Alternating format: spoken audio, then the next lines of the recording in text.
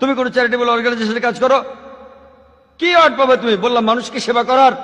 যীশু খ্রিস্ট বলেছেন সত্য কথা বলো আর সত্যই তোমাকে মুক্তি দেবে। আমিও সত্য কথা বলি, এজন্য আমি অ্যাওয়ার্ড পাচ্ছি।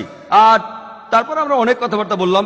এরপর আমি কাস্টমসে গেলাম, আর ইচ্ছে করেই বললাম আমি একটা ইসলামিক কনফারেন্সে এসেছি। ইসলামিক কনফারেন্স চেক করো। তারা আমার ব্যাগ খুললো, প্রথমে আমার ভিডিও ক্যাসেটটা দেখলো, সন্ত্রাস এবং জিহাদ, আর ক্যাসেটের কভারে একটা পিস্তল।